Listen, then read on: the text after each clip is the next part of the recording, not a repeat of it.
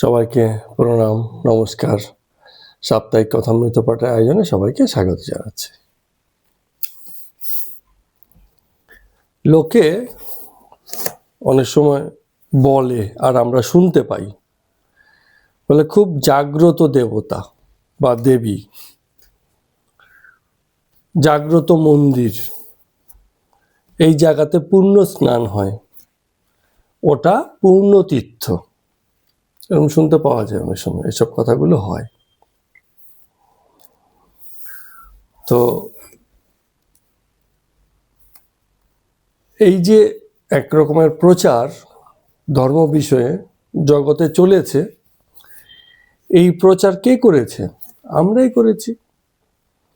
কেউ একজন বিশেষ মনের আকাঙ্ক্ষা নিয়ে স্নান করে ফল লাভ করেছে, বলছে আরে বাবা এ খুব জাগ্রত, এখানে পূর্ণ স্নানে এই ফল লাভ হয়ে যায়। তো ঠাকুর বরাবর এসব নিয়ে আর কিও করেছেন, বলছেন গঙ্গা স্নানে তো পাপ দূর হয়, কিন্তু সেই আগে যারা স্নান করে গেছে তাদের পাপগুলো গাছের উপরে গিয়ে বসে থাকে। যেই তোমার পাপটাকে ছেড়ে তুমি উপরে উঠলে, ওই গাছ থেকে টুক করে তোমার শরীরে আবার সেই পাপ ঢুকে গেল। তো এই যে প্রচারের কুসংস্কার আমাদের মধ্যে থাকে, কুসংস্কারই বলছি কারণ ভালো সংস্কার হয়তো নয়, কিন্তু জগতে আমাদের একটা কনসেপ্ট আছে যে এ বড় প্রচার করার জিনিস, এবং লোকে প্রচারের নামে দান করতেও রাজি। অনেক সময় হয় না যে হরি নামের প্রচার হবে 24 ঘন্টা, 48 ঘন্টা, 72 ঘন্টা একটানা, এবার কিছু থলেতে দিন। তো লোকে ঠিক আছে, ভালো জিনিস তো প্রচার হচ্ছে, হরি নামে প্রচার হচ্ছে, লোকে থলেতে কিছু পয়সা ঢেলে দিল। তো প্রচারের প্রতি একটা দুর্বলতা আমাদের বরাবর আছে, সেই দিনকেও ছিল, আজকেও আছে। কোন দিনকার কথা বলছি? ছোটবেলাতে অবুঝ মন, অবুঝ হৃদয়, বিচার ব্যবস্থা তখনও জাগে না। একবার আমার হাতে কি করে যেন একটা লিফলেট এসে পড়লো। লিফলেট হচ্ছে কাগজের তৈরি একটা, কিছু কথা টথা লেখা আছে, এরকম একটা লিফলেট। এখন অতটা ভালো মনে নেই, খুব সম্ভবত কোনো এক শিবের ছবি, এবং তাতে কিছু কথা লেখা যে শিব এমন, মহাত্মা শিবের নাম করলে এই হয় এই হয়। এই যে লিফলেটটা তোমাকে দেয়া হলো, ওই লিফলেটে লেখা আছে যে তোমাকে দেয়া হলো, তুমি এক কাজ করবে, এরকম আরো 500 লিফলেট ছাপিয়ে লোকের মধ্যে বিলি করবে, তাহলে তোমার যে মনোবাসনা আছে, মনোকামনা আছে, সেটা পূরণ হয়ে যাবে। আর ভুলেও কিন্তু এই লিফলেটটাকে ছিঁড়ে ফেলবে না বা নষ্ট করবে না, তাহলে কিন্তু তোমার ভীষণ অনিষ্ট হবে। এখন হোয়াটসঅ্যাপ মিডিয়াতে, ফেসবুক মিডিয়াতে এখন এইসব চলছে, মানে ডিজিটাল রূপ, সেদিনকার সেই এটা ডিজিটাল রূপ লাভ করেছে। কিন্তু দেখুন, ছোট্ট একটা বাচ্চা মন যে সবেমাত্র ঈশ্বরে ভক্তি করতে শিখেছে, তার কাছে যখন এরকম একটা কাগজ আসবে এবং পকেটে 2 পয়সাও নেই, যে সে এটাকে কি করে 500 ছাপাবে, হ্যাঁ, তখন তার মনোজগতে কতটা ঝড় এবং কতটা আবেগিক একটা লড়াই শুরু হয়, সেটা তো যে ছাপিয়েছে সে তো আর বুঝতে পারেনি। তো পরে একজন আমাকে সেই সময় একটু বাঁচিয়েছিল, এক ভদ্রলোক এই অবস্থা দেখে বলল যে তুমি বাবা কিছুই নয়, এটা তুমি আরেকজনকে হাতে ধরিয়ে দাও। হ্যাঁ, তুমি তো কিছু করতে পারবে না, তো তুমি একটা ছেড়ার দরকার নেই, তুমি আরেকজনের হাতে ধরিয়ে দাও। তো আমিও দাঁড়িয়ে দাঁড়িয়ে আবার একজনকে দেখছি, একজনকে সেধেছি, সে হাতে নিয়ে পড়তে গিয়ে সে আবার সে একই রকম বিপদগ্রস্ত হয়ে গেল। তো সেই দিন আর আজকের দিন কত পার্থক্য হয়েছে। যদি এরকম কোনো মেসেজ হোয়াটসঅ্যাপে আসে, তখনই মেসেজটা দেখে কোনো রকম দ্বিধাদ্বন্দ্ব না করে আমি মেসেজটাকে ডিলিট করে দিতে পারি, এবং একটুও মনে আফসোস হয় না, একটুও মনে ভয় হয় না যে এটা কাজটা ঠিক করিনি। কারণ জাগরণ বাহ্যিকভাবে আসে না, জাগরণ হয় আন্তরিক। আন্তরিক জাগরণের জন্য লোকে এত লড়াই করে, এত ধ্যান করে, এত সাধনা করে, এত কিছু করে, যে এত কিছু করেও যখন সেই আন্তরিক জাগরণের পূর্ণ প্রাপ্তি তার ঘটে না, তখন সে বুঝতে পারে জাগরণের মূল্য কতটুকু। এই সস্তার 500 পিস বিলি করে কিংবা এই হোয়াটসঅ্যাপ ফ্রিতে ছড়িয়ে দিয়ে সেই জাগরণ কিন্তু অন্তরে ঘটা সম্ভব হয় না। কারণ জাগরণের অনেক মূল্য। যারা এই জাগরণের জন্য ধ্যান তপস্যা সাধনা প্রতিনিয়ত করে তারা জানে এই প্রাপ্তিটা কত গুরুত্বপূর্ণ এবং না পাওয়াটা কত কঠিন, মানে কত কষ্ট করেও কতটা পাওয়া যায় না। ফলে এই ছোট্ট ছোট্ট ইস্যুতে যারা ওই যে জাগ্রত দেবতা জাগ্রত দেবী এই কথাগুলো বলে মানুষকে দুর্বল করেছে, জাগ্রত মন্দির জাগ্রত পুণ্যস্থান, আর জাগ্রত কি করে একটা মন্দির হতে পারে? মন্দির তো মন্দিরই, ইটকাঠ পাথরের তৈরি মন্দির। হ্যাঁ, দেবতাও তো সেই পাথরের মন্দিরই। জাগরণ একমাত্র ঘটতে পারে এই যে হাঁটাচলা করতে পারা, মানুষের চিন্তা বুদ্ধিভিত্তিক স্তর থেকে চেতনাকে ধারণ করতে পারা ব্যক্তির মধ্যেই। এছাড়া আর কোথাও কোনো জাগরণ সম্ভব নয়। জাগরণ ব্যক্তিতেই সম্ভব, কর্তাতেই সম্ভব, শিষ্যতেই সম্ভব, ভক্ততেই সম্ভব।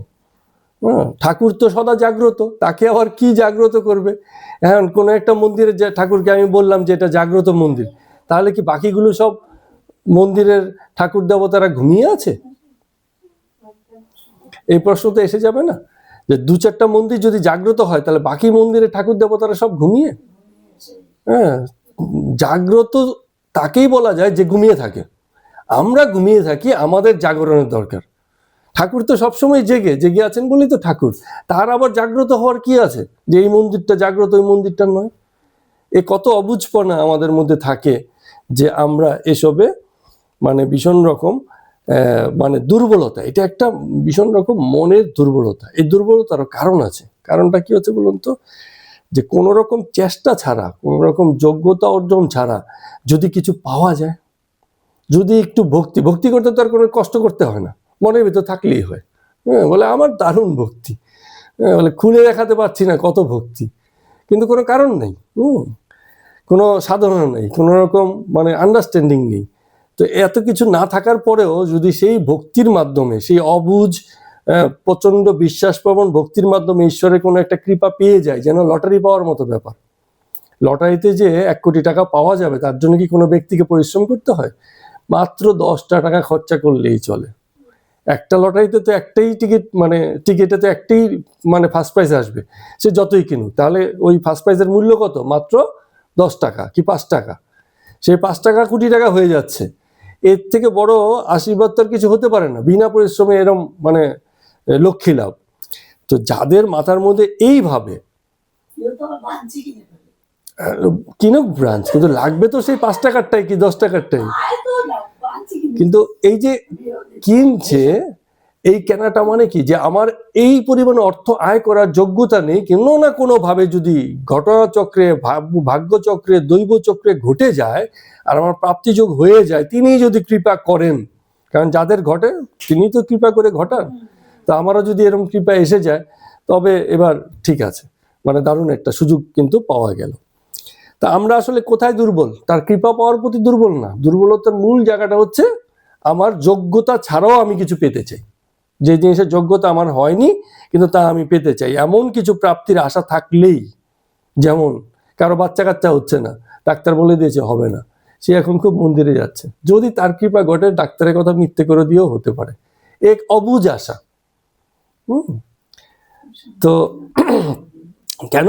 কারণটা হচ্ছে আমার যোগ্যতা নেই, হ্যাঁ, ফিজিক্যালি বডিলি আমার হয়তো সেই যোগ্যতা নেই, কিন্তু আমি মন্দিরে মন্দিরে দৌড়াচ্ছি। এই গল্প আমি শুনেছি যে এরকম অনেকের হয়েছে, 20 বছর পরে হঠাৎ করে ফুল ফুটে গেছে, এরকম ছেলের বিয়ে হয় না, সে হয়ে গেছে।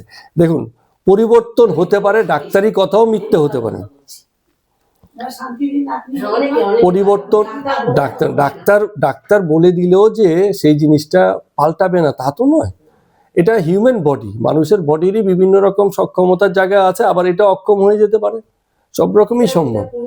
কিন্তু এই একটা শারীরিক অক্ষমতাকে তার কৃপাতে সক্ষম করে দেওয়ার যে চিন্তাটা, এই চিন্তাটা একটা দুর্বলতা। এই দুর্বলতার জন্য মানুষ মন্দিরে মন্দিরে ঘুরছে, দান খয়রাত করছে, আরো কত কি না জানি করে বেড়ায়, কারণ তার তো চাই। হ্যাঁ, মানুষের অর্থ যেমন দুর্বলতা, সন্তান আদি উত্তরসূরি পরবর্তী প্রজন্ম এ আরেক দুর্বলতার স্টেজ। হ্যাঁ, যার না আছে সে জানে কি যন্ত্রণা, থাকলে পরে বলে যে না থাকলে ভালো হতো, আর না থাকলে সে জানে এ কি যন্ত্রণা। হ্যাঁ, তো কারণ সবচেয়ে বড় যন্ত্রণা হচ্ছে লোকের চোখে যে ছোট হয়ে গেলাম, আমার যে কেউ নেই। এই তো মানা যায় না। লোকে যে ডাউন টু আর্থ বলে, শেষ বয়স আর কে দেখবে, একটা ছেলে পুলে হলো না, এই যে করুণা মিশ্রিত কথাবার্তাগুলো, এগুলো বড় অপমানজনক ব্যক্তি তার আমিত্বকে এরকম প্রশ্নের সামনে, এরকম সহানুভূতির সামনে দেখতে রাজি নয়। সে সবসময় চায় আমাকে সবাই উঁচুই জ্ঞান করুক, এরকম। তো এই যে একটা দুর্বলতা প্রচারের, যে ওখানে আমি ফল পেয়েছি কি ওখানে ফল পাবো, বা ও আমার কাছের লোক ফল পেয়েছে, এরকম সেদে সেদে অনেকে উপকার করতো আমার কাছে এসছে, বলছে যাও আড়ালে ডেকে নিয়ে বলছে তোমাকে একটা পরামর্শ দিচ্ছি, দেখো এই করবে, ঠিক আছে। তো আমি বললাম কি হবে করলে পরে? বলে এবার তোমার 2 মেয়ে হয়েছে, এবার একটা ছেলেও হবে। মানে এরকম পরামর্শ আমাকে আড়ালে ডেকে নিয়ে বলছে। মানে লোকের মধ্যে কি হয় যে একটা কোথাও না কোথাও এইসব বিষয়ে এমন একটা দুর্বলতা মানুষের মধ্যে থেকে যায়, যেখান থেকে কিন্তু সারা জীবনেও আর বেরোতে পারে না। এবার যত রকম জাগরণের কথাই বলি আর যত মঠ মন্দিরেই যাই, আমাদের কিন্তু দুর্বলতা সেই একই জায়গাতেই দাঁড়িয়ে আছে। তো এইগুলোরই প্রচার, এই যে জগতে বলছেন যত মঠ মন্দির এটা সেটা নানান জায়গাতে, এখানে ওটা জাগ্রত, ওটা এই, ওখানে ওই তীর্থস্থানে যাব, ওখানে ঘুরতে যাব, কোথাও না কোথাও তার ব্যক্তিরই কোনো না কোনো দুর্বলতাকেই কাজে লাগিয়ে এই প্রচারগুলো ঘটে। তো তার থেকে বরঞ্চ ঈশ্বরের বিষয়ে একটি না কথা না বলাও অনেক ভালো। এই বেকার প্রচার বা এই দুর্বলতা প্রচার করার থেকে মুখে কোনো ঈশ্বর কথা নেই, সেটাও অনেক ভালো অবস্থা। তো এখন এত যে প্রচার হচ্ছে, লাভটা কার হয়? লাভটা হয় মন্দির কর্তৃপক্ষের, যাতে মন্দিরের ফান্ডটা বাড়ে। এরকম 2-4 জন প্রচার করার নিজেদের লোকই লেখে। মন্দিরের ফান্ড যত ভক্ত হবে তত মন্দির চাঙ্গা, আশেপাশে ব্যবসা ভালো হবে, মন্দির কমিটিতে যারা ভালো হবে। আমার কাছে তো সেদিনকে খুব দারুণ ব্যবসা মনে হয়েছে। যখন নিমতলা শ্মশানে গেছি, আর ওই যে ওখানে যে পণ্ডিতগুলো আছে দিন রাত 24 ঘন্টা, তাদের ব্যবসার কোনো কামাই নেই, যতক্ষণ করতে পারে। তাদের আবার সিরিয়াল আছে, 5জন 7জন থাকে, মানে যে কোনো মৃতদেহ এলো তো এ লাইনে পড়ে গেছে, এর এ তারপরের জনকে আবার এ ধরবে, তারপরের জনকে এ, মানে ওই মৃতদেহের লাইনও শেষ হয় না, এদের লাইনও শেষ হয় না। এদেরও মনে হয় শিফট আছে, হয়তো 6 ঘন্টা 7 ঘন্টা 8 ঘন্টা এই 5 জন করে যাবে, আবার অন্য 5 জন আসবে, আবার অন্য 5 জন আসবে। মানে এই যে কি ব্যবসা, মানে এই কোনো ঘাটতি নেই, ঝড় বৃষ্টি বাদলা, মানে এখন এর থেকে ভালো ব্যবসা তো মনে হয় নেই। তো দাঁড়িয়ে দাঁড়িয়ে তো তাই দেখলাম যে এই তো চললো। যখন আমরা চলে আসছি প্রথমে মনে হয়েছিল সবার বুঝি শেষ, আজকে রাত্রের মতো মৃতদেহ পড়া যায়। ও মা, আস্তে আস্তে একটু বাদে দেখলাম আবার ভিড় হয়ে গেছে, আবার এরকম 8-10 জন লাইন পড়ে গেছে। তো কোথাও একটা এই যে এক মানে প্রচার, এই প্রচারের মধ্য দিয়ে ওই যে পকেট বাড়ি হচ্ছে সেই বিশেষ কিছু লোকেরই, যারা এর সঙ্গে জড়িয়ে আছে। তো তারা চায় এই প্রচারগুলো যেন ঘটে, বারে বারেই তারা চায় লোকের মধ্যে এই প্রচারগুলো ঘটুক, এবং মানুষও এই দুর্বলতা নিয়ে চিরকাল এইসব প্রচার করে যাচ্ছে। তো অনেকে বলে না যে আমি এই মন্দিরে আজীবন সদস্য। আজকে একটুখানি সংস্কার কুসংস্কার নিয়ে আলোচনা করছি, এই জন্য আলোচনাগুলি এরকম হচ্ছে যে আমি এই মন্দিরে আজীবন সদস্য, গর্ব করে বলে যে আমি ওই মন্দিরে আজীবন সদস্য, লাইফ মেম্বার। তো সব জায়গাতেই আছে। এবার দেখুন চিন্তা করে, অথবা অনেকে বলে আমি একনিষ্ঠ শিষ্য, ওই যে ঠাকুর যেদিন প্রথম থেকে নাম দেওয়া শুরু করেছে সেদিন থেকে আজ পর্যন্ত ঠাকুরের সঙ্গেই জুড়ে আছি। মুশকিল হচ্ছে মন্দির বা ঠাকুর সবাই চায় এরকম আজীবন সদস্য, একনিষ্ঠ শিষ্য যে শুরু থেকে শেষ পর্যন্ত থাকবে। কারণ এরা এই শিষ্যত্ব ধরে রাখলেই গুরুরও প্রতিষ্ঠা, মন্দিরেরও প্রতিষ্ঠা। এই আজীবন সদস্য, এটা তো একটা ডিসক্রেডিট, যে আমি চিরকাল এই মন্দিরের সঙ্গে থেকে তার সদস্য হয়েই থাকলাম, কোনো একটা মন্দিরের মালিকানা বা কোনো একটা মন্দিরের মাধ্যমে এরকম সেবা করার সুযোগ আমার ঘটলো না, মানে আমি কেবল সদস্য হয়েই থাকলাম। লাগবে তো লাগবে সব রকম। তো মন্দির কোনোদিন চাইবে না তার আজীবনের সদস্য ছুটে যাক। তুমি যদি আজীবনের সদস্য ছুটে গিয়ে স্বনির্ভর হয়ে তুমি একটা মন্দির করো, এরকম সবাই যদি এরকম মন্দির করতে শুরু করে, তাহলে আমার মন্দির কি করে চলবে? তো লোকে এই যে বিভিন্ন দলে গ্রুপে সম্প্রদায়ের নাম লিখিয়ে বসে থাকে, সম্প্রদায় গুরু চাইবে সবসময় এরকম নাম লেখানো লোকের সংখ্যা কেবল বাড়ুক। বিজেপি যেমন করে না, যে মোবাইল ফোনে মিস কল দিলেই আপনি সদস্য, হ্যাঁ, এরকম ব্যবস্থা করেছি যে ওই নাম্বার দেওয়া আছে, ওই নম্বরে মিস কল দেবেন, পরে ওরা কল ব্যাক করে আপনার নাম ঠিকানা লিখে আপনাকে সদস্য করে দিবে। তো ভারতবর্ষের সব লোক যদি বিজেপি সদস্য হয়ে যায়, সেদিন তো বিজেপির মানে মানে সুদিন, ঠিক আছে। বিজেপির কি চাই, ওর চাই যে আমার এত সদস্য আছে, এই সংখ্যাটা চাই। হ্যাঁ, আমি তো সবাইকে নিয়ন্ত্রণ করতে পারছি না, কিন্তু আমার এই সংখ্যাটা চাই যে এত কোটি লোক মিস কল দিয়ে আমার সদস্য হয়ে গেছে, ঠিক আছে। এরকম তার মানে আমার অনুসারী চাই, সবচেয়ে বড় কথা আমার অনুসারী চাই। আমারই মতো কেউ একজন নেতা হয়ে গেছে, ওটা আমার সহ্য হবে না। একজন গুরু চাইবে না তার কোন এক শিষ্য সহজেই গুরু হয়ে যায়, গুরু চাইবে আমার শিষ্যগুলো চিরকালই শিষ্য হয়ে থাকে, গুরু কোনোদিন যেন না হয়। কারণ আমার শিষ্য চাই, আমার গুরুতা বজায় রাখতে গেলে আমার শিষ্যত্ব চাই। মুশকিলটা হচ্ছে এই জায়গার মধ্যে। আবার এগুলো আমরা খুব মানে শ্রদ্ধার সঙ্গে, অহংকারের সঙ্গে, গর্বের সঙ্গে আমরা এগুলো বলি যে আমি তার আজীবন সদস্য, আজীবন মানে শিষ্য। এই শিষ্যত্ব কোনোদিন মানে আমার ছাত্রত্ব কোনোদিন আমার শেষ হলো না।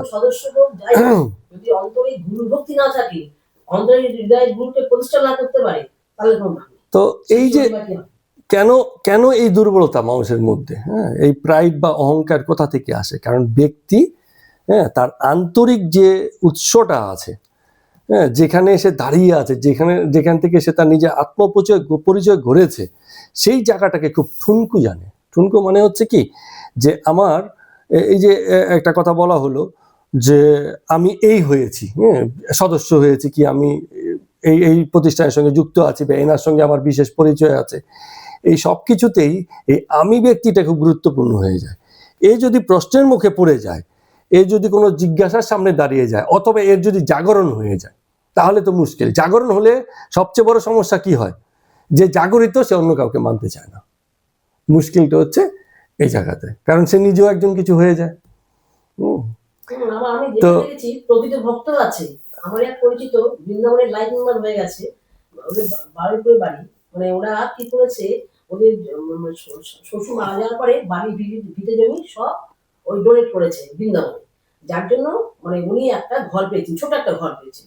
কিন্তু ওরা আবার কিরকম, মানে এতই ভক্ত, ওনার মেয়ে ভালো বিয়ে, একটা ইঞ্জিনিয়ারকে বিয়ে করেছে, তাকে জামাইকেও দীক্ষিত করেছে, তার নাম মনোরঞ্জন মিত্র। সে বলতো যে এত সাধু বৃন্দাবনে আসে, প্রচুর সাধু এই সময় আসে, ওই বলে 84 পরিক্রমা নানা উৎসব আসে, ওই সাধুদের যে খেয়ে যা বাসন সব ওরা বসে বসে মাজতো। এটা কিন্তু আছে, কিছু ভক্ত, খাঁটি ভক্ত আছে প্রচুর, মানে কোনো ঘৃণা নেই, সাধুরা সব খেয়ে যাচ্ছে, সাধু সব বাসন খালি বাসন সবাই মিলে বসে বাসন পরিষ্কার করে সব কাজে রেখে আছে, এরকম লোক আছে। দেখলেন না বাসন মাজছিল, সব তো মন্দিরে কিছু কাজও আছে, শিশুরা তরকারি কাটা, তো ঝাড় দেওয়া, পরিষ্কার করা, এরকম শিষ্য আছে। সবাই খারাপ বলবো না, যারা ভক্তি দিয়ে ভালোবাসে তারা ঠাকুরমাকে নিজের বাড়ি বলেই মনে করে। এইটা কি হয়েছে দেখুন, এই যে একটা সেবার যে ঘটনা বললেন, সেই ঘটনা তো বাহ্যিক সেবা, দৈহিক স্তরের সেবা, ঠিক কিনা? আমি কাউকে খাওয়াচ্ছি, ক্ষুধার্ত ব্যক্তি খাওয়ার পরেই পরিষ্কার করছে, কথার কথা, বা কেউ একজন মানে পরিষ্কার না করেই চলে গেছে, আমরা তো এটাকে নেগলিজেন্সির পর্যায়ে থেকেই দেখি যে নিজের থালাটা নিজে পরিষ্কার করে যায়নি, ও তো আরেক খারাপ কাজ করে গেছে, ঠিক আছে। তো ইভেন অসুস্থ মানুষকেও যে সেবা, এই সেবা তো দৈহিক স্তর থেকে হচ্ছে, যা কিছু হচ্ছে। শাস্ত্রে বলে সাধুদের একটু পরিষ্কার করলে ওই তো সেই লিফলেটের মতো গল্প এসে গেল। তাহলে সেবা, সর্বোত্তম সেবা কি? উপনিষদ কি বলছে?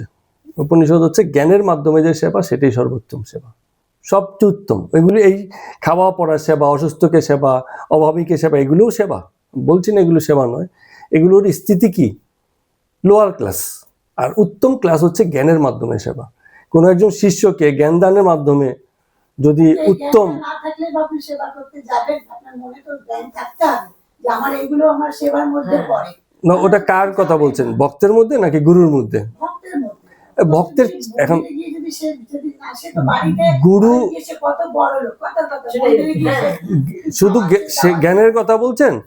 আমরা তো তৃষ্ণা না থাকলে এক গ্লাস জলও নিজে থেকে খেতে চাইবো না, কেউ অফার করলে বলবো আমি খাবো না। তৃষ্ণা না থাকলে, যদি জল তো আমরা সবাই পান করি, কিন্তু তৃষ্ণা না থাকলে কে পান করে? আমি একটা অফিসে গেছি, ওই অফিসের নিয়ম হয়েছে যে আসে মানে জল খাওয়ায়, ঠিক আছে। তো যে প্রথমে গেছি জল খাইয়েছে, ঠিক আছে, তৃষ্ণা ছিল, বাইরে থেকে গেছি হেঁটে উঠে, আপনি বলেন ঠিক আছে। জীব মাত্রেই যতই তত শীত। কিন্তু আমি যদি বলবো তাহলে জল মাত্রেই নারায়ণ, আপনি ড্রেনের জল খেতে পারবেন? কি জলটা খাবেন? যেটা বিশুদ্ধ জলটা খাবেন। তেমনি বিশুদ্ধ জল কি? মানুষের মধ্যে তাই আছে। আমার কথা শুনুন, যদি তৃষ্ণা থাকে সে ড্রেনের জল পেলে, যদি আমি তো একবার এক ভদ্রলোকের গল্প শুনেছি, সে কোনো রকমের মরণের পর থেকে বেঁচে এসেছিল কোনো এক ঘটনায়। এটা আলাদা বিপদ তো আছে। এত বিপদে পড়ে গেছে যে ওই মানে বাথরুম করার জন্য যে শানকি থাকে তার মধ্যে যে জল আছে, সে ওটা দেখতে পেয়ে ওটাই খেয়ে নিয়েছে। তখন তার অবস্থা- মানে তার এরকম অবস্থা। হ্যাঁ, না, তার সে চেয়ে বিপদে পড়েছিল। তো আমার মূল কথা ছিল কি, মূল কথা ছিল যে আপনি কাকে কিছু দিতে পারেন যার কিছু চাহিদা থাকে।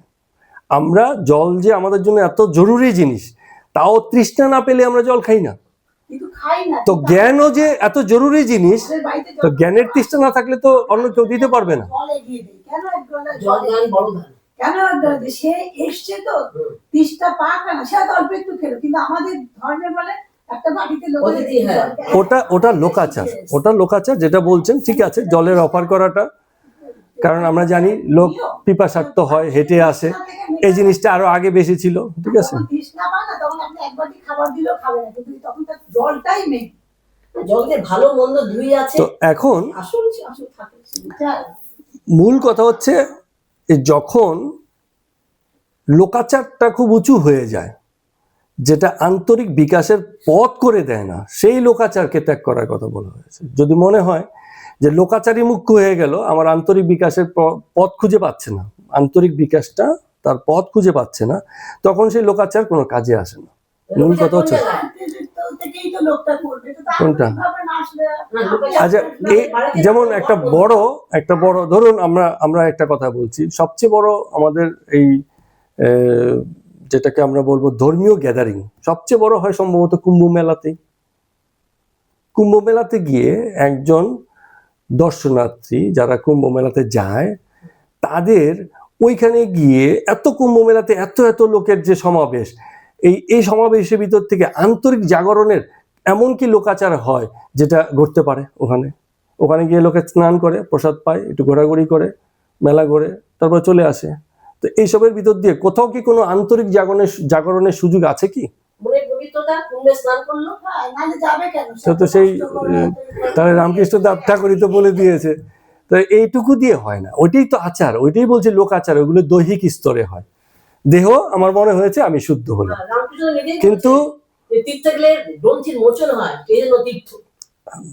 এখন রামকৃষ্ণদেব তো অনেক রকমই বলেছেন, শুধু একটা কথাই তো বলেননি।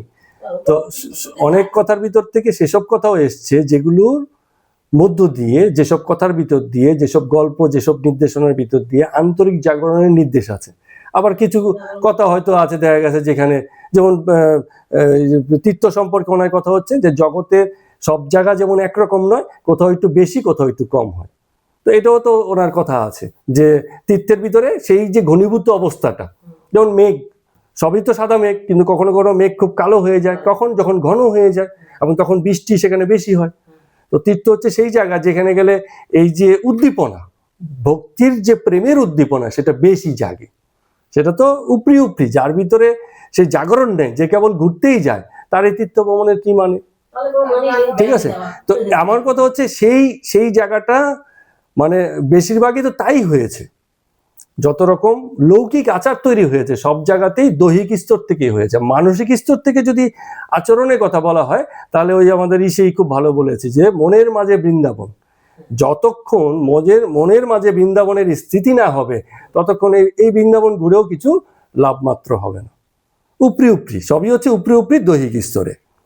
তো অনেকে আবার একটা কথা বলে, যেমন বলে, এটা খুব রিলেটেড কথা, বলে যে অন্যের বিশ্বাসে আঘাত করতে নেই। আমি বিশ্বাস করি এখানে গেলে ভাই আমার এই উপকার হবে, হ্যাঁ, তুমি বলছো না এটা হবে না, তো তুমি তো ভাই আমার বিশ্বাসে আঘাত করছো, ঠিক আছে। এইটাও একটা খুব মানে ফাঁকিবাজির কথা হয়ে গেছে, এক প্রকারের মানে ভণ্ডামির কথাও বটে। কারণ কি হচ্ছে, বিশ্বাসে আঘাত কখন আসে? যদি সেই বিশ্বাসটা দৃঢ় না হয়।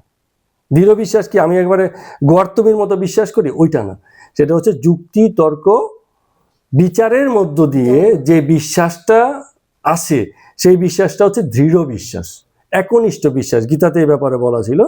হ্যাঁ, বিশ্বাস মানে এই নয় যে আমার মানে মন থেকে একটা ভাব এসছে, যেমন আমাদের বেশিরভাগ ভক্তিরই একটা বিষয় হয়, মন থেকে একটা ভাব আসে, এটা আমার খুব ভালো লাগে। কেন ভাই?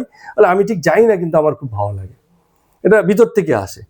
তো এইরকম ভিতর থেকে বিশ্বাস আর বিচারের মাধ্যমে যে বিশ্বাস, সেই বিশ্বাসের মধ্যে পার্থক্য আছে। যেমন এখানে যারা ভক্তবৃন্দ রামকৃষ্ণদেব ঠাকুরের কাছে আসেন আর ডাক্তারবাবু যিনি আসেন, এদের বিশ্বাসের মধ্যে অনেক পার্থক্য। কারণ ডাক্তারবাবু প্রথমে যখন এসছেন, মানে উনি ঠিক দেবকে খুব সহজে নিতে পারেননি। বই পড়ার লোক, শিক্ষিত মানুষ, স্কুলের হেডমাস্টার, বিদ্যান বুদ্ধি ব্যক্তির আমিটা খুব মানে জোরালো হয়ে আছে। ফলে সেই আমিটা রামকৃষ্ণদেবকে খুব মানে কাছে আপন করে নিতে পারেনি। কিন্তু কালে কালে সময়ে সময়ে এত আপন হয়েছেন যে রামকৃষ্ণদেব ঠাকুরের পা পর্যন্ত টিপে দিয়েছেন। হয়তো আমি জানি না, বয়সের দিক থেকে হয়তো ডাক্তারবাবু আর রামকৃষ্ণদেবের মধ্যে থেকে ডাক্তারবাবু মাস্টারমশাই হয়তো একটু বড় হলেও হতে পারেন। মাস্টারমশাই হয়তো একটু বড়, রামকৃষ্ণদেব তার থেকে ছোটই হবেন। কিন্তু তাদের দুজনের মধ্যে আমরা পুরো এই কথামৃত পড়তে পড়তে যেই আন্তরিক সম্পর্কের কথা, যে ভক্ত আর গুরুর সম্পর্কের কথা আমরা দেখেছি বা দেখতে পাই, সেটা কিন্তু সাংঘাতিক। এই নিবেদনটা যদিও শরীরের স্তরে, মানে ঠাকুরকে কিন্তু বাহ্যিকভাবেই সেবা করছেন, হাতে পায়ে সেবা মানে কি বাহ্যিকভাবেই সেবা করা, কিন্তু সেখানে একটা আন্তরিক সম্পর্ক আছে। এই সম্পর্কটা দাঁড়িয়েছে কিসের উপরে? তার কথা শুনে শুনে সেসবে যাচাই বাছাই করে, একটা শিক্ষিত মানুষ তো বিনা বিচারে বিনা যাচাই করে সে এটা নিয়ে নেবে না। হ্যাঁ, সে এই বিচারের মধ্য দিয়ে তাকে অ্যাকসেপ্ট করেছে। আর যখন অ্যাকসেপ্ট হয়ে যায় না, তখন আর কোনো মানে দ্বিধা থাকে না। তখন তার মন্দ ভালো, ওই যে বলে না, যাকে ভালোবাসি তার ভালোটা মন্দটা সবটাই বাসি। হ্যাঁ, তো তখন ওই ঠাকুরের সবই মানে ঠাকুরের এই বিষয়গুলো আমাদের মাস্টারমশাইয়ের কাছে কিন্তু গৃহীত হয়েছে, কারণ তিনি ততদিনে সমর্পিত হয়েছেন। তো এগুলো এই বিচারের মধ্য দিয়েই আসে। প্রথম প্রথম বিচারটা থাকে, পরবর্তীতে তৈরি হয় প্রেম। প্রেম হলে আর তখন বিচার থাকে না, বলে আর তখন বিচারের দরকার নেই, প্রেম এসে গেছে। তো এই যে লোকে বলে যে যখন জীবিত ছিল এত কারোর বিশ্বাস নেই, মারা যাওয়ার পরে সবার এত বিশ্বাস। ডাক্তারবাবু ওই জন্য তো শিক্ষিত। এই যে লোকে বলে যে আমার বিশ্বাসে তুমি বিশ্বাস নিয়ে তুমি কিছু বলতে পারো না, এই কথা বলার ভিতর দিয়ে কি প্রমাণ করে? কোথাও না কোথাও এই প্রমাণিত হয় যে আমার বিশ্বাসটা বিচারের যোগ্য নয়। কোথাও আমার বিশ্বাস নিয়ে চুলচেরা বিশ্লেষণ হলে, আলোচনা হলে আমার বিশ্বাসের দুর্বলতাগুলো বেরিয়ে যাবে তো। হ্যাঁ, আমি যে ভুল কিছুকে বিশ্বাস করে বসে আছি, এই জন্য আমার দাবি হচ্ছে যে আমার বিশ্বাসকে তুমি সম্মান করবে, তোমার বিশ্বাসকেও আমি সম্মান করব। তাহলে এই দাবির ভিতরে একটা আন্তরিক ফাঁকি রয়ে গেছে, কোথাও একটা দুর্বলতা রয়ে গেছে, যে কারণে সে এই জিনিসগুলো করতে চায়। তো এইভাবেই চলেছে আসলে আমাদের ধর্মপথে। আমরা যেটাকে বলি পিওর ধর্মাচরণ, সেটা আন্তরিক হয়। ধর্মাচরণ বাহ্যিক না, শারীরিক না। সেই জায়গাটার মানে মূল পরিবর্তন যদি ঘটানো যায়, তবে হয়তো কিছু বোঝা সম্ভব। চলুন আজকে আমরা কথামৃত পর্ব সংখ্যা 144 শুরু করছি। আজকেও এই বিষয়ে 2-4টা কথা আছে। যেদিনই আমি যাই কিছু বলি, ওই ইয়ের সাথে রিলেট করেই অনেক সময় মানে প্রথমের আলোচনাটা আমরা সেরে নিই। এখানে ঠাকুর কয়েকজন ভক্ত সঙ্গে বসে আছেন, ডাক্তার মশাই আছেন, প্রতাপ আছেন। তো ডাক্তার মশাই রামকৃষ্ণদেব ঠাকুরকে বলছেন যে কি হলো, আবার কাশি হয়েছে? মানে একটু ঠাকুর কাশছেন বলে বলছেন। তবে কাশিতে তো যাওয়া ভালো। সবাই হাসছে। কাশিতে যাওয়া ভালো মানে কাশিতে মৃত্যু। হ্যাঁ, মানে বেনারস কাশিতে মৃত্যু, কিন্তু এটা হচ্ছে মানে ইয়ের কাশি। কাশতে কাশতে কাশি, শরীরের কাশি। তো রামকৃষ্ণদেব হাসতে হাসতে বললেন, হ্যাঁ, তাতে তো মুক্তি হয়ে যাবে গো, দেহ চলে গেলে তো মুক্তি হয়ে গেলাম, কিন্তু আমি তো মুক্তি চাই না, আমি ভক্তি চাই। তার মানে যতদিন আছি দেহে, ততদিন যে এই যে ভক্তিটা অন্তরে রাখতে পারছি, এই ভক্তির যে আনন্দটা আছে সেটা যে ভোগ করতে পারছি, এটা তো খুব দারুণ ব্যাপার। এই জন্য আমরা অনেক সময় কি হয়, লোকে বলে না, জীবনের প্রতি বীতশ্রদ্ধ হয়ে এবার বুঝি মরণ হলে ভালো হয়। হ্যাঁ, মরতেই তো চাই আমি। তো কেন মানুষ মরতেই চায়? কারণ ভক্তি রসের আনন্দটা জীবনে নেই। আর ভক্ত আরো একটুক্ষণ বেশি বাঁচতে চায়, যাতে বেঁচে থেকে এই ভক্তি রসের আনন্দটা অন্তরে উপলব্ধি করতে পারে। তাহলে মৃত্যু চাওয়া মানে কি? এটা ফাঁকিবাজি, কারণ জীবন ফাঁকিতে আছে, ভক্তি রসে নেই। তো এবার ওই ডাক্তার বাদুড়ি বলে যে আরেকজন ডাক্তারবাবু, দুজন ছিলেন, হ্যাঁ, একজন ডাক্তার সরকার যিনি এই মুহূর্তে চিকিৎসা করছিলেন, আরেকজন ডাক্তার আছেন ডাক্তার বাদুড়ি, উনি মাঝে মাঝেই ঠাকুরের কাছে আসেন। তো এই দুই ডাক্তারের মধ্যে আবার একটুখানি আছে, মানে একটু যা হয় আর কি, একই পেশায় থাকলে একটুখানি ক্ল্যাশ থাকে আর কি। তো একজনকে একটু ছোট করে দেখেন, বিশেষ করে সরকার বাবুকে ডাক্তার ভাদুরী একেবারে মানে বালক জ্ঞান করেন, এরকম একটা ভাব আর কি। তো উনি একবার বলেছিলেন একটা কথা, যে এই ডাক্তারকে বলেছিলেন, ডাক্তার সরকারকে বলেছিলেন যে আগে ইট পাটকেলটি খাও, তবে গিয়ে কিছু পরে বুঝতে পারবে। এখন এই কথার মানেটা কি, এটা গেল দিনকেও বলেছিলাম, এখানে আবার এই বিষয়টা নিয়ে কথা বলবে বলে মানে বিষয়টাকে তুলতে চেয়েছিল মাস্টারবাবু। ইট পাটকেলটি খাওয়া মানে জগতের এই যে খেলাটা আছে, এ ধাক্কা দেবে, এখান থেকে ওখানে যাবে, ওখান থেকে ওখানে যাবে, এই তীর্থে ওই তীর্থে ঘোরাঘুরি করবে, এ ওটা বলবে, এ ওটার সাথে তর্ক হবে, ধর্মপুস্তক গ্রন্থ খুলে তর্ক করবে, এগুলো হচ্ছে সব ইট পাটকেল খাওয়ার ধাপ। মানে আমাকে কেউ কিছু তর্ক করে হারালো, পরের দিন আমি আমার পড়াশোনা গিয়ে আবার গিয়ে ওকে হারালাম, মানে কম্পিটিশন হচ্ছে, তর্ক বিতর্ক ধর্মপথে প্রথম এইরকম হয়। ইট পাটকেল, ও আমাকে দুটো কথা বলবে, আমি ওকে দুটি বলবো তোমার ভক্তির ঠিক নেই, ও তোমার বলবে জ্ঞানের ঠিক নেই, এই নিয়ে কিছুদিন চলতে এসব করতে একসময় মনে হবে আরে এগুলো তো বেকার, আসল জায়গাটা তো অন্য কিছু, তখন আবার ব্যক্তি চুপ হয়ে গিয়ে অন্যদিকে মন দেবে। তো এই ঠাকুর সেই কথাটাই বলছেন। ওই যে ভদ্রলোক ডাক্তার ভাদুরী, তিনি এই ডাক্তারকে বলেছেন যে আগে ইট পাটকেলের ঘা খাও, পরে আবার আর একটু গভীর আলোচনা আসবে সেসব বিষয়। তো ঠাকুর এত অসুস্থ, তো অন্য কেউ হলে তো খুব চুপ করতো বা রেস্ট করে থাকতো, এত তার ঈশ্বরীয় ভাব যে এই অসুস্থতার মধ্যেও তিনি সর্বদা ঈশ্বরের কথা বলতে চান, এরকম ব্যাপার তার মধ্যে হয়। তো প্রতাপ বলছেন, একজন ভক্ত বলে, কাল দেখে গেলাম আপনার ভাবাবস্থা হয়েছিল, তো এই অবস্থাতেও সেসব হয়, মানে মানে এইরকম অসুখ বিসুখ তাও আবার আপনার ভাবাবস্থা হয়। তো রামকৃষ্ণদেব ঠাকুর বলছেন, আরে সে তো আপনি হয়ে গেছিল, তবে বেশি না, একটুই হয়েছে, উনি আবার এরকম বলছেন। তো ডাক্তারবাবু বলছেন, এই সময়ে কথা আর ভাব কিন্তু বেশি ভালো নয়, একটুখানি সংযত।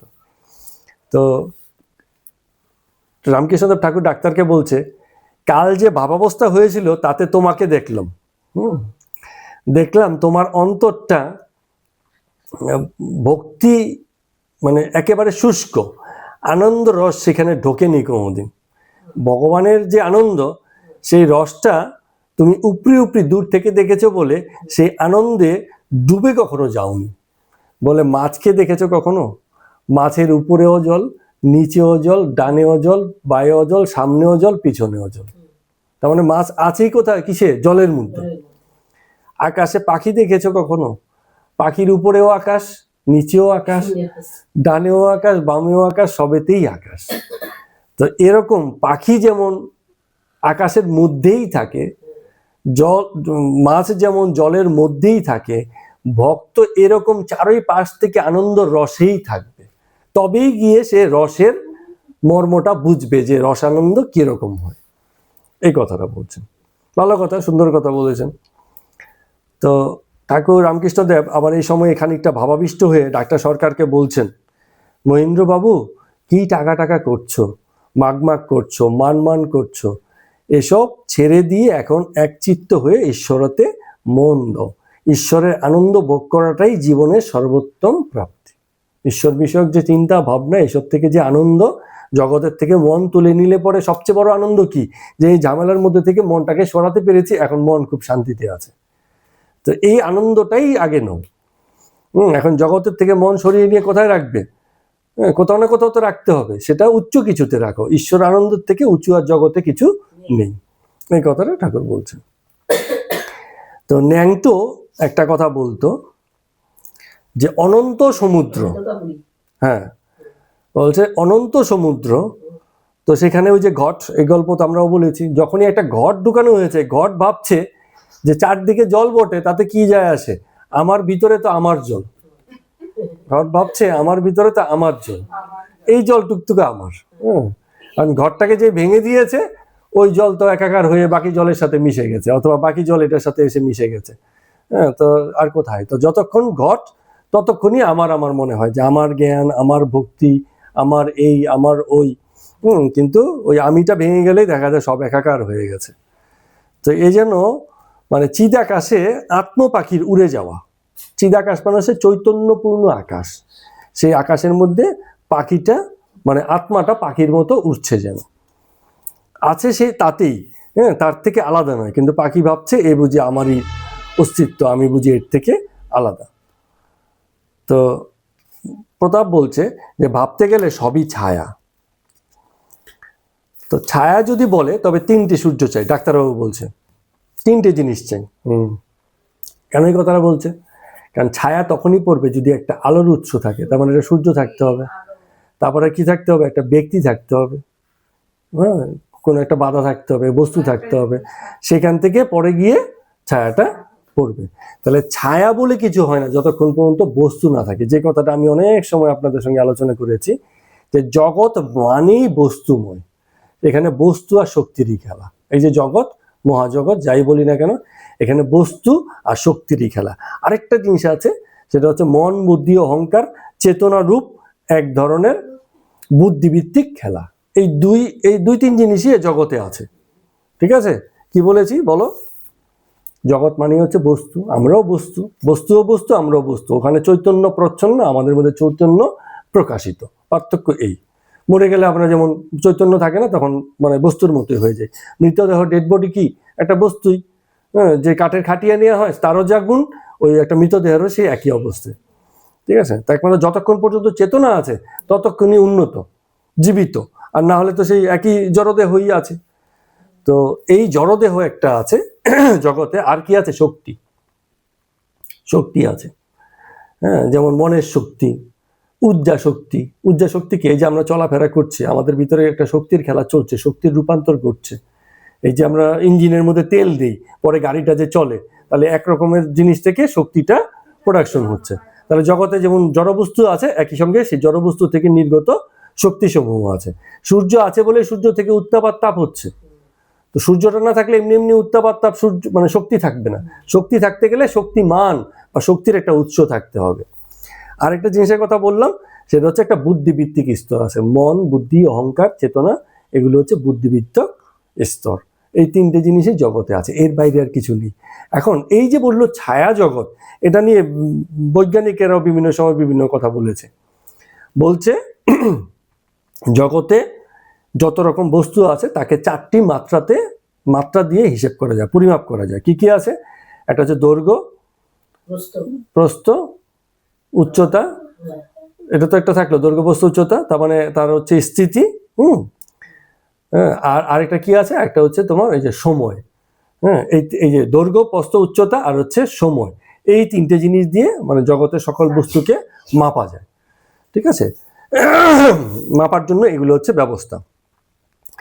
তো অনেকে বলছে এটা হচ্ছে চতুর্মাত্রা, বলছে পঞ্চমাত্রা আছে, অনেকে বলে 10 মাত্রা অবধি আছে। তো সেদিন আমি খুব আগ্রহবশত নেটে সার্চ করছিলাম যে পঞ্চম আর ষষ্ঠম মাত্রাতে কি বলা হচ্ছে। তো পঞ্চম আর ষষ্ঠম মাত্রাতে বলা হয় ছায়া মাত্রা। এই যে যেটা আমরা এখানে আলোচনা হলো ছায়া।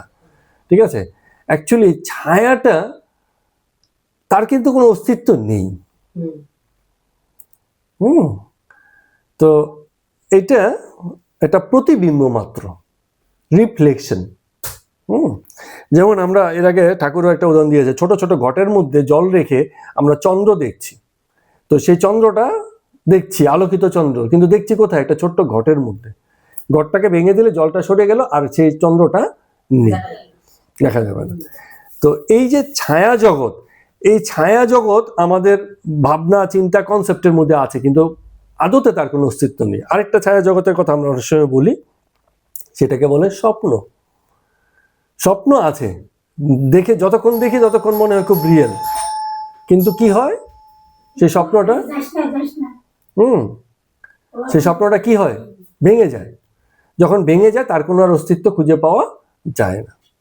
তো এই যে বিষয়গুলো ঘটে, এই যে জগৎটা আছে, এই জগৎটাকে বলে ছায়া জগৎ। তো অনেকে বলেছে যে পৃথিবী যেমন একটা জগৎ, এটার একটা ছায়া জগৎ আছে, সেই জগৎটাকে বলা হয় স্বর্গ নরক, মানে ছায়া স্বরূপ। অথবা পৃথিবীকেই বলা হয়েছে তারই ছায়া, এরকমও হতে পারে উল্টো। আমরা তো বলি যে মৃত্যুর পরে আমাদেরকে স্বর্গে নেওয়া হবে অথবা নরকে পাঠানো হবে। কে বলতে পারে, তার উল্টো ব্যাপারটাও ঘটতে পারে। হয়তো কেউ স্বর্গ নরকে ছিল, মানে পৃথিবীর মতো কোনো একটা জগতে ছিল, এখানে পাঠিয়ে দেওয়া হয়েছে, এটাকে বলা হয়েছে তাদের যে হিসেবে স্বর্গ। উল্টো হতেও পারে, তো আমরা তো জানি না। তো হয়তো আমরা এখন স্বর্গেই আছি, কিংবা কাউকে স্বর্গ ভোগ করতে পাঠিয়েছে, কাউকে নরক ভোগ করতে পৃথিবীতে পাঠিয়েছে। মুসলিম ধর্ম তো তাই আছে, পাঠিয়ে দেওয়া হয়েছিল মানে পৃথিবীতে যন্ত্রণা ভোগ করার জন্য আদম আর ইবকে। তার মানে কি হচ্ছে, তাদেরকে শাস্তি দেওয়া হয়েছিল। তো স্বর্গ নরকে তো শাস্তিই দেওয়া হয় অথবা পুরস্কৃত করা হয়। তো পৃথিবীতে তাই ঘটে, প্রতিনিয়ত শাস্তি এবং প্রতিনিয়ত পুরস্কার সবই তো ঘটছে মানুষের সঙ্গে, শাস্তিও করছে পুরস্কারও করছে। তো এটাই হয়তো সেই মানে আকাঙ্ক্ষিত স্বর্গ আর নরক, মৃত্যুর পরে হয়তো আবার সেই আরেক রকম পৃথিবীতে গিয়ে পৌঁছবো, এরকম হতে পারে। তো মূল কথা কি হচ্ছে, এই যে বিভিন্ন কনসেপ্ট, এগুলো হচ্ছে মানে আমার হিসেবে আমি যেটা সবসময় চিন্তা করি যে এগুলো হচ্ছে একটা মিসকনসেপ্ট। যেখানে একটা কথা লেগে আছে না, মিসকনসেপ্ট। মানে কনসেপ্ট কোনটা, যেটা রিয়েল আমার চোখের সামনে দেখছি, আমার অভিজ্ঞতার ভিতরে এসছে, শুধু আমার না, ব্যক্তির অভিজ্ঞতা। আমি বললে এখানে ভুল হবে, আমার অভিজ্ঞতা ভুল হতে পারে, কিন্তু এই মনুষ্য যে অভিজ্ঞতা, মানুষের যে জীবন প্রবাহ, তার ভিতর দিয়ে সে যা কিছু দেখেছে বুঝেছে, সেই অভিজ্ঞতা তো তারই অভিজ্ঞতা, এটা তো বাইরের কোনো অভিজ্ঞতা না, কেউ গল্প করলো সেই অভিজ্ঞতা না। কিন্তু মুশকিল হয়ে গেছে কি, মানুষ তার নিজস্ব ব্যক্তি অভিজ্ঞতার বাইরে গল্পের অভিজ্ঞতাকে মূল্যায়ন করেছে বেশি, বেশি মূল্যায়ন করেছে। এই যে কুরুক্ষেত্রের গল্প নিয়ে আমরা এত আলোচনা করি, আমাদের জীবনে চারপাশে কি কুরুক্ষেত্র ঘটছে না? প্রতিনিয়ত বিভিন্ন রকম কুরুক্ষেত্রের মতো গৌরবপূর্ণ ঘটনা ঘটছে। সেই সময়ে কুরুক্ষেত্রের যুদ্ধ যখন হয়েছে, এটাকে কুরুক্ষেত্র হিসেবে এত মহান যুদ্ধ হিসেবে হয়তো সেই সময়ের লোক ভাবেইনি, কারণ সেই সময়ের লোক সেই সময়ই জীবিত ছিল, তাদের চোখের সামনে ঘটছে। যখন এই যে বললেন না কে যেন, যে যখনই অতীত হয়ে গেল, তখন এটা মানে মহান, উচ্চ, খারাপ, ভালো এইসব মানে হতে লাগলো। কিন্তু যখন সমসাময়িক থাকে, একই সময় থাকে, তখন মনে হয় যে খুব পাতি ঘটনা, আর এটা তো সাধারণ ঘটনা। তো ইতিহাসের ব্যাপারে আমরা যেই ঘটনাগুলোকে দেখি খুব উচ্চ হিসেবে বা ঘটনা বহুল হিসাবে বা স্মরণ করার হিসাবে, অথচ সমসাময়িক ইতিহাসে পুনরাবৃত্তি বারবার হচ্ছে, সেগুলো আমাদের কাছে ঘটনা মনে হয় না। এরকমই আমাদের সঙ্গে ঘটেছে। তো এগুলো আমি বরাবরই বলছি যে এগুলো সত্যি মিসকনসেপ্ট। জানার জন্য, বোঝার জন্য ঠিক আছে, ইতিহাসে আগ্রহ রেখেছে কেউ, সে এগুলো জানছে, বুঝছে, ইতিহাস থেকে অনেক কিছু শেখা যায়, মজার জিনিস। কিন্তু এই মুহূর্ত ইতিহাস সৃষ্টি হয়ে চলছে, থেমে নেই সেই জিনিসগুলো, ঠিক আছে? তো এইটাকে ভুলে গেলে চলবে না। এই পর্যবেক্ষণটা কোথায়, ব্যক্তি কি করে তার নিজের পর্যবেক্ষণটা হারিয়ে ফেলে। শ্রীকৃষ্ণ ভগবান সেই সময়টাতে মাখন খেয়ে কি হয়েছেন, মানে তার বাল্যকাল কাটিয়েছেন। এখন আমাদের সন্তানদেরকেও কি করতে হবে, মাখন খাওয়াতে হবে। সেই সময় যেটা ছিল মাখন খাওয়ার ব্যাপারটা, আজকে সেই বিষয়গুলো সেই একই জায়গাতে নেই, খাদ্যাভ্যাসে অনেক রকম পরিবর্তন ঘটেছে। তো আজকেও কৃষ্ণের জন্ম হচ্ছে, কিন্তু তাকে সবচেয়ে বড় কথা হচ্ছে মাখন খাইয়ে আর তাকে কৃষ্ণ হওয়ার সুযোগটা করতেই পারছে না, দিতেই পারছে না। বলছি কৃষ্ণ সেই মাখন দিয়ে খায় সেই কৃষ্ণ হতে পারে, আজকে চাউমিন খেয়ে আর কৃষ্ণ হওয়া যাবে না। মুশকিল হচ্ছে এই জায়গাতে। সমসাময়িক ব্যক্তি তার সমসাময়িক দৃষ্টিভঙ্গিটাকে অস্বীকার করছে, স্বীকার করছে না যে একই ঘটনা কুরুক্ষেত্র এই মুহূর্তেও আছে, কৃষ্ণ এখনই বেঁচে আছে, আমাদের আশেপাশে অনেকে আছে কৃষ্ণের সমপর্যায়ে, কৃষ্ণের স্থিতি ধারণ করে বসে আছে, কিন্তু আমরা তো সেই অতীতের কৃষ্ণকে ভালোবেসে বসে আছি, নতুন কোনো কৃষ্ণকে অ্যাকসেপ্ট করতে রাজি নই। আমার ভিতরে কৃষ্ণত্ব কি আমি স্বীকার করতে চাই না। বাপরে, কৃষ্ণ কি আমি নই, কৃষ্ণ তো সে। কিন্তু কৃষ্ণত্বের প্রকাশ ঘটেছে। গীতাতেও বলেছে যে এই যে রাজন্যরা, এই যে রাজারা, এই যে প্রজারা, এই যে আমি, এই যে তুমি, আমরা যে আগে ছিলাম না তাও নয়, আমরা যে ভবিষ্যতেও থাকবো না তাও নয়। তার মানে কি, আমাদের পুনরাবৃত্তি বারে বারেই ঘটবে, আমরা বারে বারেই আসবো। এই জন্ম জন্মান্তরের ভিতর দিয়ে আমাদেরই প্রতিষ্ঠা, বারে বারে ফিরে আসা ঘটে। সেই দিনকেও এই কথা সত্য, আজকের দিনেও এই কথা সত্য, কিন্তু স্বীকার করবে কে? আন্ডারস্ট্যান্ডিং যখন ভুল হয়ে থাকে তখন এগুলো স্বীকার হয় না। তো কোনটা স্বীকার হয়, যেটা মিসকনসেপ্ট, এই যে বলছে না ছায়া নিয়ে চিন্তা, এই যে ঘটের চন্দ্র নিয়ে জল নিয়ে চিন্তা, এগুলো নিয়ে চিন্তা, মিসকনসেপ্ট। হ্যাঁ, স্বর্গ নরক নিয়ে অনেক চিন্তা, পৃথিবী নিয়ে কোনো চিন্তাই নেই। পৃথিবী যে এখানে ধ্বংস হয়ে যাচ্ছে, তার যে ক্ষতি হয়ে গেল, বা তার যে মানে স্থিতি পরিবর্তন হয়ে গেল, এর যে আরো বেশি হিত হতে পারতো, আরো বেশি জ্ঞানের সঙ্গে এখানে এই জগৎটাকে আরো বেশি স্বর্গতুল্য করা যেত, সেসবের ব্যাপারে কোনো মাথা নেই। বলে আমি তাকে খেয়ে বাঁচি, ভবিষ্যতে কি হবে পরের ব্যাপার। হ্যাঁ, তার মানে দেহবোধেই সবাই আটকে আছে, যে আজকে দিনে আমি খেতে পারছি, এবার আমি নল জল খুলে রেখেছি, জল পরে ভেসে যাচ্ছে, এই তো মানে 24 ঘন্টায় জল পড়ে, বন্ধ করতে হবে, এর কোনো মানে কি আছে? অপচয় করা তো ঠিক আছে, আমি তো সেদিনকেও গিয়ে দেখেছি 24 ঘন্টা মানে ওই যে ইসের সামনে মানে চলছে।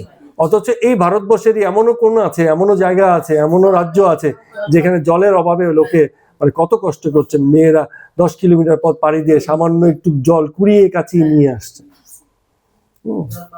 তো সেই দিন খুব বেশি দূরে নয় যখন এসব জায়গা তো এরকম হবে। যতদিন গঙ্গা বইছে ততদিন পর্যন্ত ঠিক আছে, যখন গঙ্গার জল আর খাওয়ার বা পানের যোগ্য থাকবে না, এবার জল কোথা থেকে পাওয়া যায় দেখা যাবে। ওখানে বন ফন কেটে তো এমনি শেষ করে দিয়েছে, পাহাড় নদী গলে সব মানে পাহাড়ের বরফও গলে গলে সব শেষ হচ্ছে। হ্যাঁ, তো আমি টের পেয়েছিলাম, আমি খাটে বসেছিলাম, ব্যক্তির হচ্ছে মনে হচ্ছে খালি পানি অ্যানাউন্স করছে রিকার্ডস করে দিতে হবে। আমি তো সময় বলে সময়টা হিলছে, ঘুরছি একা, তারপর থেকে টেবিলের মধ্যে জলের বোতলটা এরকম নড়ছে।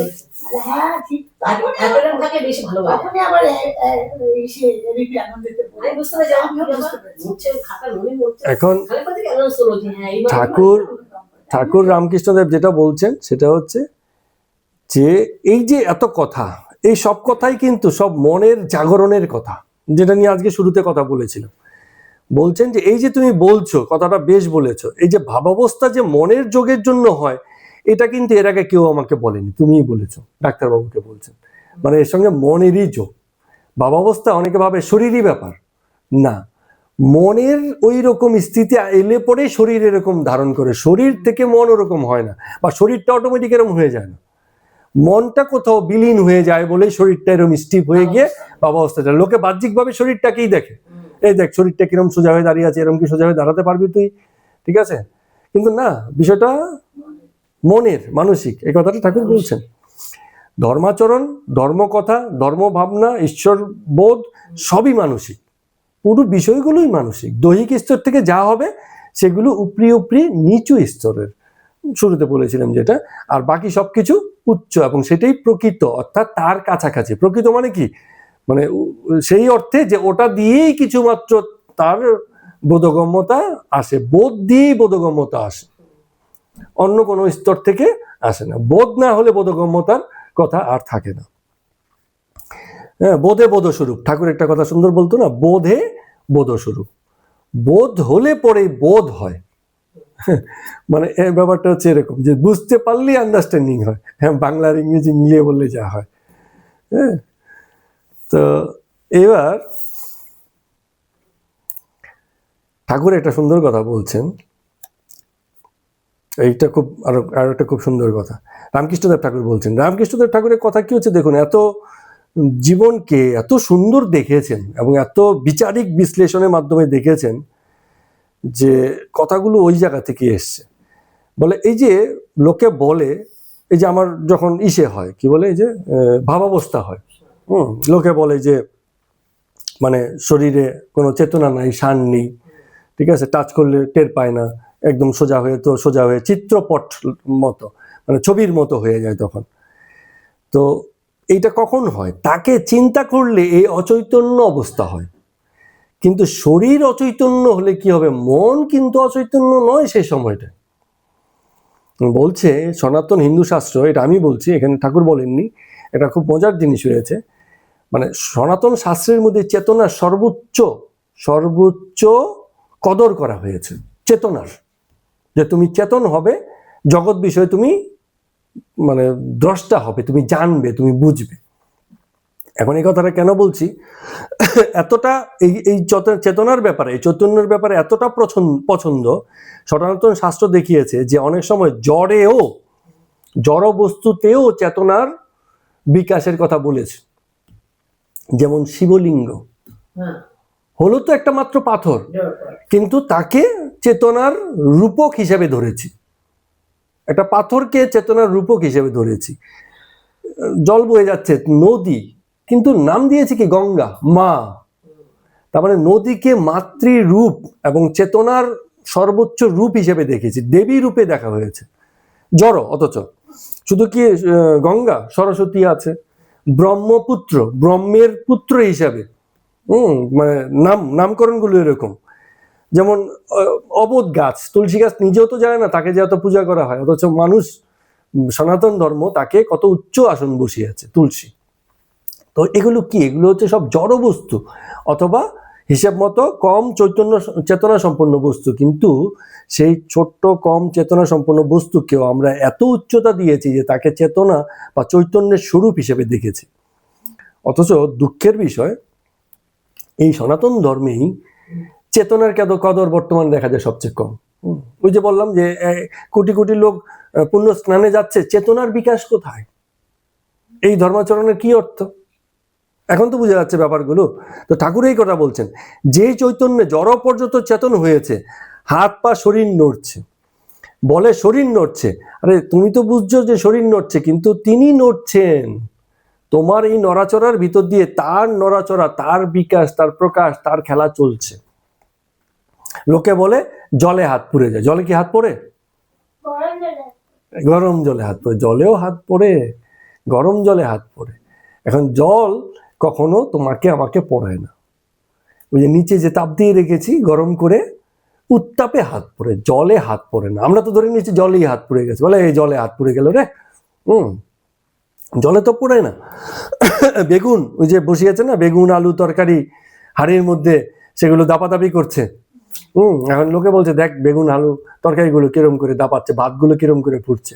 আরে ভাত তো সাথে সাথে ফুটছে না, নিচে যে তুমি আগুন বসিয়ে রেখেছো আর জল দিয়ে রেখেছো, সে তো সেই উত্তাপে নড়ছে চড়ছে ফুটছে। তো এই যে পিছনে যাকে রেখেছো তাকে তুমি দেখতে পাও না, তার কথাটা তুমি বলো না, আর বাহ্যিকভাবে উপরি উপরি যা দেখছো সেটাকে তুমি খুব বলছো। তো এসব কথা শুনে ডাক্তার সরকার গাত্রোত্থান করলেন, মানে উঠে গেলেন আর কি। তো শেষমেশ একটা কথা বলি, ঠাকুর আরেকটা খুব সুন্দর কথা বলেছেন, সেই কথার কারণে এই কথাটা বলা, যে এই যে আমরা বলি প্রার্থনা করা, প্রার্থনা একটুখানি গভীরভাবে চিন্তা করলে দেখব যে প্রার্থনা করাটা হচ্ছে আমাদের মানে চিত্ত যে দুর্বল তারই প্রকাশ।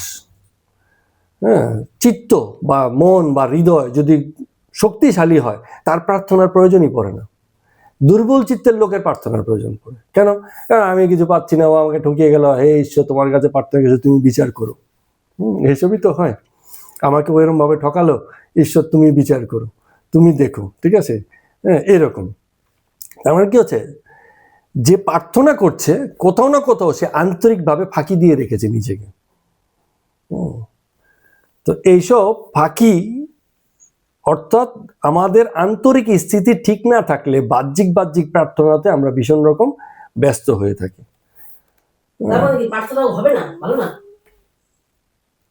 কথাটা হচ্ছে যে যার আন্তরিক ফাঁকি আছে সে প্রার্থনাতেই থাকবে, কাজ হবে না। না, কাজের কথা নয়, কথা হচ্ছে আমি ততক্ষণই প্রার্থনা করব যতক্ষণ পর্যন্ত আমার আন্তরিক ফাঁকি কোথাও না কোথাও আমার হৃদয়িক স্থিতি এখনো।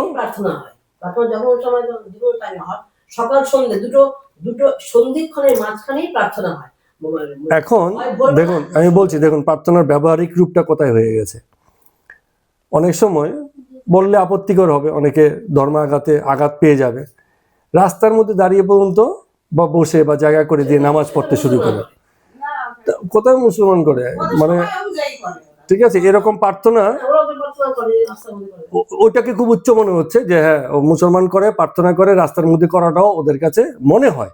কেউ বলবে, হ্যাঁ কেউ বলবে, যেমন আমি স্টেশনেও দেখেছি শুরু হয়ে গেছে, চলতি ট্রেনের মধ্যে শুরু হয়ে গেছে তার প্রার্থনার সময়।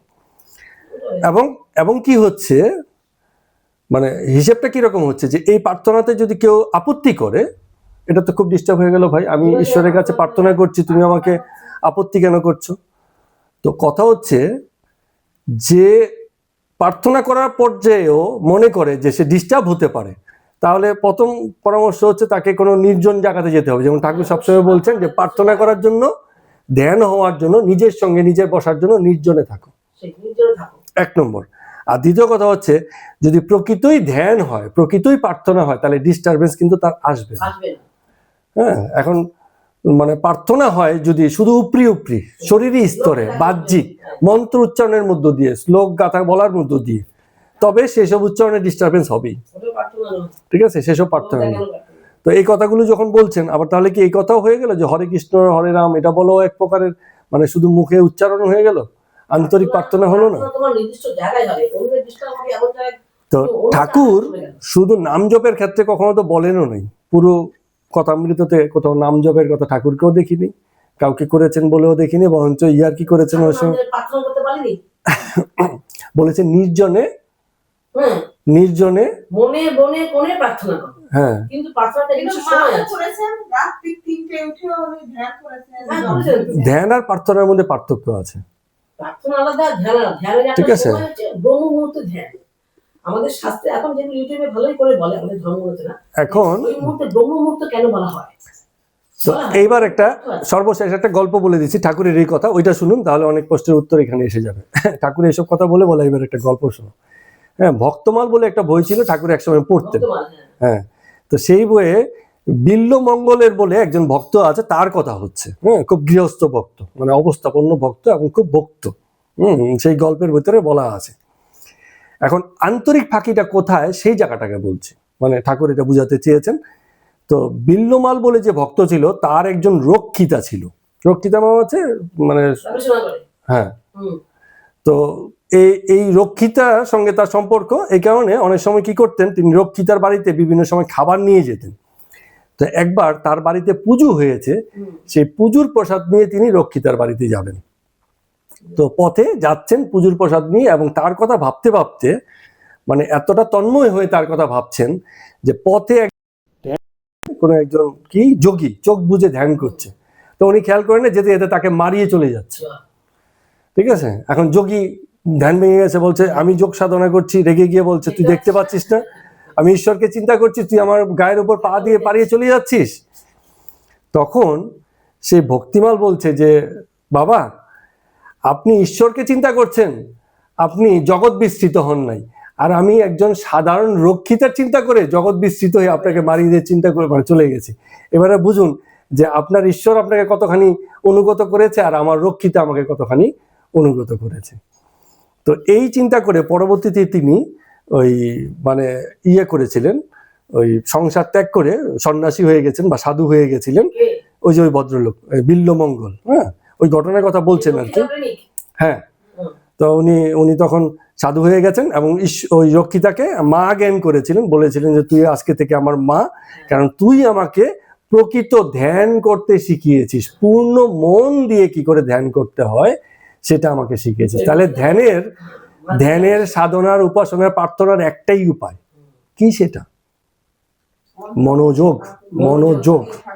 এক মনে। এই মনোযোগ ছাড়া আর অন্য যত কোনো উপায় আছে, তাতে যদি মনোসংযোগ ঘটে তাহলে সেই উপায় ঠিক আছে, আর যদি না ঘটে তাহলে সেগুলো, যেটা নিয়ে কথা হচ্ছিল যে প্রার্থনা একটা দুর্বল চিত্তে কোথাও না কোথাও এরকম হয়তো যে সারাদিন কাজে করবে ছিলাম, ঠাকুর তোমার নাম করতে পারিনি, এবার তোমার নাম করছি। হুম। তার মানে জীবনে আমি অন্য এমন কিছু রেখে দিয়েছি যা আমার এই নাম সাধনার থেকে উঁচু। ফাঁকি তো সেখানেই ঘটে গেছে। গিন্নি সারাদিন করছে কাজ করছে তো। সংসারের কাছে, বিকেল 4টা বাজে পুজো দিতে গেছে, বলে ঠাকুর তুমি কিছু মনে করো না, তুমি তো সবই দেখছো, সংসারের কাজ করে এই এলাম তোমার পুজো দেওয়া বলে। সংসারটা নিয়ে পরম ধর্ম। ঠিক আছে, তো এই উচ্চতাকে দিয়ে রেখেছে। তো এই উচ্চতাকে যারা জীবনে দিয়ে রাখে তাদের আন্তরিক ফাঁকি ঘটেছে কোথাও না কোথাও। দায়িত্ব কর্তব্যের নামে সেসব ফাঁকিগুলো ঘটেছে। সংসারী লোক যদি- ঘটেছে বলেই ওই প্রার্থনাটা, সাধনাটা, ওই সমর্পণটা এই অসময়ে বা এইভাবে ঘটে। সংসারের প্রার্থনাটা দরকার, কারণ সংসারে এত কাজ, সময় নেই, কিন্তু একটা নির্দিষ্ট সময় যে প্রার্থনা করে পরিবেশটা ভালো থাকে। সংসারী যিনি আছেন, ঘরের বউ কি সব থেকে ঠাকুরের বসে থাকবে নাকি? যখন তাহলে সংসার করতেই হবে। তেমন প্রার্থনা এসে যায় জীবনে, তখন সংসার উঠে যায়। ঠাকুর এসব বলেছেন। এখন ঠাকুরের তো কত রোগ রয়েছে, বউটা কে আছে, কাজ করে দেবে সংসারে, রান্না বান্না, ছেলে মেয়ে, বউ, তুমি দেখবে। এই ঈশের কে ছিল, ওই কি যেন আমাদের ওই যে মীরার কে ছিল। হ্যাঁ, সবাই তো মীরা হয় না, সেজন্য কেউ কেউ মীরা হচ্ছে আর কেউ কেউ সাধারণ গৃহী বধূ হচ্ছে। এরাও তো সংসারে কাজ করেছে। সংসারে কাজ করলেও একসময় বলছে যে কৃষ্ণই আপন, নিজের স্বামীকে ভুলে গেছে যে যেমন রাধা, ঠিক আছে। রাধা তো সবসময় সংসারের কাজ করতো। হ্যাঁ কাজ করেছে, আবার চিন্তা করেছে কখন তার সঙ্গে দেখা করবে, মাথায় সেটা। তাই না? এটাই তো যে ভক্তি। হ্যাঁ আমি সংসারে সব করব, কিন্তু ঠাকুর তো বলেনি তো সঙ্গে শাশুড়ি শাশুড়ি আজকের মতো কথা অমৃত পাঠ এখানে শেষ করছি। সবাইকে প্রণাম এবং নমস্কার। এই জন্য তো প্রার্থনার নিয়ম আর সব